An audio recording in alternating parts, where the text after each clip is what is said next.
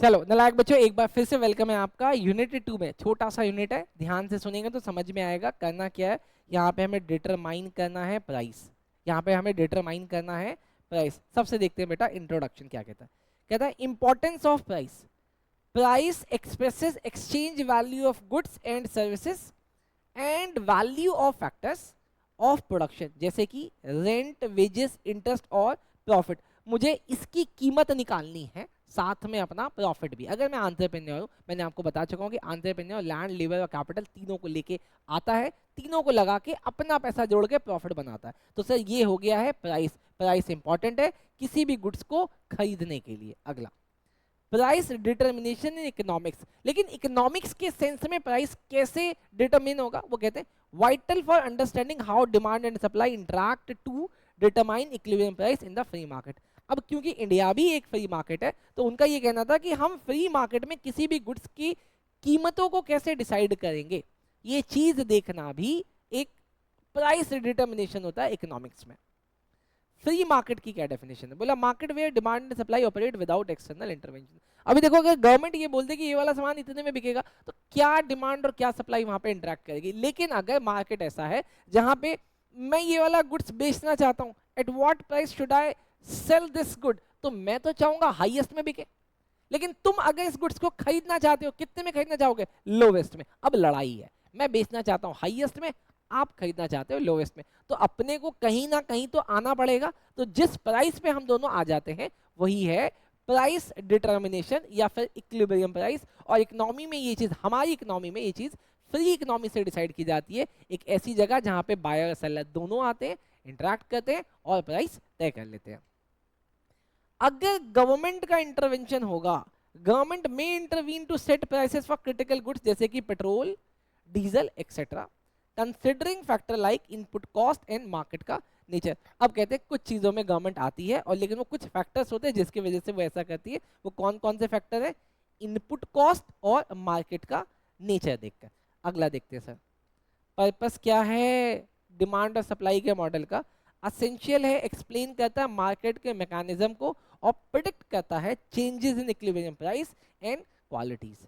अगला, एप्लीकेशन क्या है डिमांड और सप्लाई मॉडल का, अरे आपके प्राइस तय करा देता है ना। देखो, help business anticipate market outcomes under various economics factor and government intervention, जैसे कि टैक्सेशन, सब्सिडीज, प्राइस कंट्रोल। अब मैंने आपको क्या बोला कि हमारा मार्केट फ्री है, हम यहाँ पे खुद से डिमांड और सप्लाई से चीज़ों की कीमतें तय कर लेते हैं, बट इतना भी फ्री नहीं है। क्यों? क्योंकि हमारे मार्केट में टैक्सेस है, सब्सिडीज है, प्राइस के कुछ कंट्रोल्स हैं, तो थोड़ा बहुत गवर्नमेंट का इंटरवेंशन हमारी कीमतों पे रहता है। सर बहुत बढ़िया। अच्छा, डिटर्मिनेशन ऑफ प्राइस, एक जनरल व्यू दे रहा हूं, इसके ऊपर सुनो। लिखा है interaction of demand and supply in an open competition market, equilibrium price and quantity are determined by the interaction. अब किनके बीच का इंटरेक्शन, इंटरेक्शन हो रहा है डिमांड का और इंटरेक्शन हो रहा है सप्लाई का। इक्विलिब्रियम स्टेट क्या है, कहता है market equilibrium occur when the quantity demanded equals the quantity supplied. हो गया इक्विलिब्रियम स्टेट, ये आपको पता है, जहां पे दोनों चीजें इक्वल हो। मार्केट क्लियर्स क्या है, देखो, at equilibrium the quantity from want to sell equals the quantity buyer want to purchase, leading to no excuse, no stock, no excess stock या फिर no unmet demand। एक ऐसी सिचुएशन बोला गया कि मार्केट इक्विलिब्रियम तो एक ऐसी स्टेट है जहां पे प्राइस तय हो जाती है। बोला मार्केट क्लियर एक ऐसी सिचुएशन है, एक ऐसा इक्विलिब्रियम सिचुएशन है जहां पर ना तो सप्लाई ज्यादा होती है ना ही डिमांड ज्यादा होती है। ओके, इक्विलिब्रियम प्राइस क्या, देखो ऊपर मैंने आपको ना इक्विलिब्रियम स्टेट पढ़ाया, नीचे मैं आपको इक्विलिब्रियम प्राइस पढ़ा रहा हूं। द इक्विलिब्रियम प्राइस और market clearing price is where quantity demanded equals to quantity supplied. एक ही बात है। सप्लाई डिमांड का शेड्यूल क्या होता है सर, अलग अलग कीमतों पे क्या डिमांड और क्या सप्लाई रहेगी, इसका मतलब हम अलग अलग कीमतों पे अलग अलग इक्विलिब्रियम प्राइस पे पहुंच सकते हैं। प्राइस का एडजस्टमेंट क्या होता है कि देखो जी, if price is to low या high demand and low supply will push the price up and down. बहुत सारी चीजें होंगी सर, अगर कीमतें बहुत ज्यादा हैं डिमांड अपने आप कम हो जाएंगी, सप्लाई अपने आप कम हो जाएगी, बहुत सारी चीजें होंगी आपस में इंटरेक्ट होंगी। देखो ना, कीमतें बहुत ज्यादा होने लगी हैं तो डिमांड कम होगी, लेकिन कुछ सप्लाई आएंगे भी, कुछ छोड़ के भी जाएंगे, तो बहुत सारी चीजें अपने आप तय होती हैं बेटा। अब यहाँ पे ऐसा प्राइस का एडजस्टमेंट, जैसे मैंने अभी ऊपर किया था ना प्राइस का एडजस्टमेंट, वही चीजें मैंने यहाँ पे दोबारा समझाने की कोशिश की है। चलो उसके बाद है अगला सर स्टेट का equilibrium, self adjusting equilibrium, excess supply excess demand किस तरीके से सब मेट आउट होगा, सब इक्विलिब्रियम इसको सेट कर देगा सर। लेकिन ये सारा प्रोसेस क्या होता है सर, ऑटोमेटिक एडजस्टमेंट में आ जाता है सर। और यही है फंडामेंटल मार्केट का फंक्शन, जो कि चीज़ों की कीमतें, चीज़ों की क्वांटिटी अपने आप ही तय कर लेता है। अब आगे चलना चाहिए sir, changes in demand and supply. देखो जी एक बात याद रखना, सिट्रस पेरिबस अजम्पशन। क्या है ये सिट्रस पेरिबस अजम्पशन? जो कहती है market equilibrium analyse assume सेट्रिक Paribas, जिसका मतलब है कि all other factor remain constant. मतलब मैं आपको पढ़ा दूंगा चेंज, अगर मार्केट में सप्लाई में चेंज होगा तो क्या होगा, मार्केट में डिमांड में चेंज होगा तो क्या होगा, बस आपको इतना मान के चलना है कि सब बाकी सब चीजें कांस्टेंट रही है। मैं जैसे समझो कि आपको पढ़ा रहा हूँ कि डिमांड में चेंज हुआ तो क्या होगा, सप्लाई में चेंज हुआ तो क्या होगा, लेकिन इसके साथ अदर फैक्टर्स भी तो इन्वॉल्व होते हैं, तो आपको वो जो अदर वाले फैक्टर है ना उसको कांस्टेंट रखना है। तो आपको लगाना सेट्रस पेरिबस सबसे पहले। रियल वर्ल्ड के factor, in reality factor like income, taste, population, technology, production, cost change affecting the demand. Real market में ऐसा होता है कि किसी भी चीज़ की, गुड्स की डिमांड या सप्लाई सिर्फ प्राइसेस तय नहीं करते, बहुत सारी चीज़ें होती हैं, उनमें से कुछ चीज़ें हमने यहाँ पे देखी।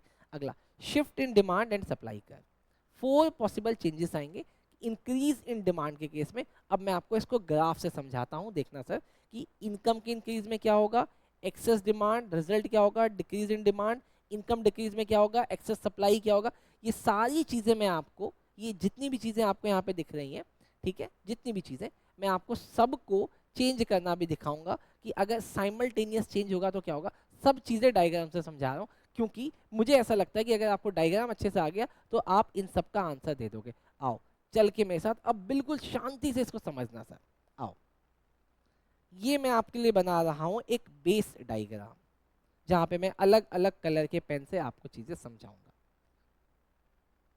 जहाँ पे मैं आपको अलग अलग कलर के पेन से चीज़ें समझाने की कोशिश करूंगा सर। देखना सर, सर ये है डिमांड और ये है सप्लाई।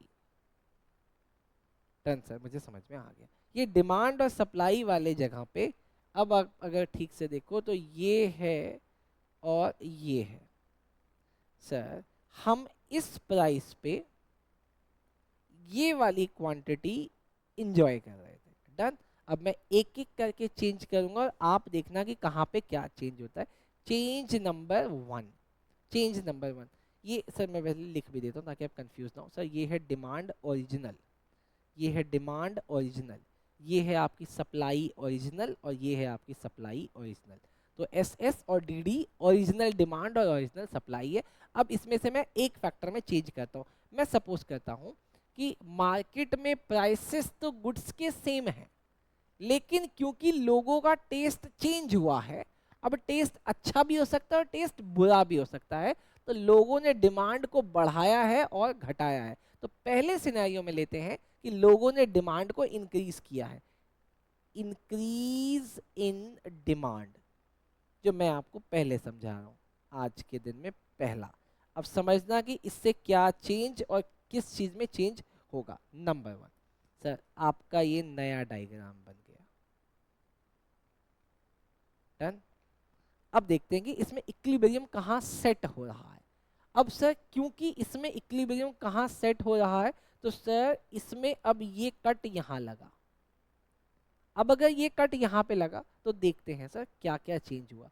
सर इसमें आप आ गए हो यहाँ पे और आप आ गए हो यहाँ पे, तो सर इस केस में मुझे क्या देखता है कि आपकी प्राइस भी चेंज हुए और आपकी क्वांटिटी भी चेंज हुई। लेकिन अभी ना आपको इन दोनों के बीच का गैप शायद इक्वल लग रहा होगा। ठीक, अब इसके स्पेस को थोड़ा सा बढ़ा के देखते हैं। चलो सर स्पेस को थोड़ा सा बढ़ाते हैं। अब मैं ये ले रहा हूँ कि डिमांड में चेंज आया, लेकिन इतना बड़ा चेंज आया है, इतना बड़ा चेंज है। अब देखो कि कट कहाँ लगा है। सर कट लगा यहाँ, कट लगा है यहाँ पे। अब देखो सर, अब जब कट यहाँ लगा तो ये यहाँ से इंटरसेक्ट होके, ये यहाँ से इंटरसेक्ट होके, गलती हो रही, मैं यहीं से बढ़ाता हूँ। अच्छा सर, तो सर इसका मतलब अगर डिमांड में चेंज होगा, अगर डिमांड में शिफ्ट होगा तो सर आपके प्राइसेस भी बढ़ेंगे और क्वांटिटी भी बढ़ेगी। लेकिन अगर ये अंदर की तरफ आता तो, अगर ये अंदर की तरफ आता मतलब डिमांड अगर कम होती, डिमांड अगर कुछ ऐसा होता, तो सर उस केस में भी आप देखें तो आपका इंटरसेक्शन पॉइंट अब चेंज होके ये हुआ है। उस केस में क्या होता सर, उस केस में ये यहाँ जाता और ये यहाँ जाता। तो मैं क्या लिखूंगा, देखो सर, अगर इंक्रीज इन डिमांड है तो सर आपका प्राइस प्लस आपका क्वांटिटी दोनों क्या होंगे, इंक्रीज होंगे, इंक्रीज इन डिमांड के केस में। लेकिन दूसरा सर, अगर डिक्रीज इन डिमांड है तो डिक्रीज इन डिमांड के केस में भी दो चीज़ें हो रही हैं, क्या, आपका प्राइस प्लस आपका क्वांटिटी दोनों क्या हो रहे हैं, डिक्रीज हो रहे हैं। बोलो बात समझ में आई? अगर बात समझ में आई है, अब ज़रा सप्लाई में जाते हैं और मैं पेन का कलर चेंज करके कोशिश करता हूँ येलो से समझाने की। ये रहा आपका सप्लाई, ये रहा आपका सप्लाई, ये मैंने सप्लाई को पहले इंक्रीज किया है। तो अब अगर ये इंक्रीज पॉइंट आपके ओरिजिनल में कहाँ कट करता है सर, ओरिजिनल में यहाँ कट करता है। अब अगर ओरिजिनल में यहाँ कट करता है तो ज़रा इसको हम डायग्राम में सेट करते हैं। ये यहाँ आता है और ये कुछ लगभग यहाँ आता है। तो आपके ओरिजिनल में देखो, जो ओरिजिनल आपका ग्रीन है सर, ग्रीन में आप देखो यहाँ पे और यहाँ पे ऑलमोस्ट ऑलमोस्ट सेम है। तो मैं यहाँ पे अब तीसरा चीज़ बना रहा हूँ, इंक्रीज इन सप्लाई।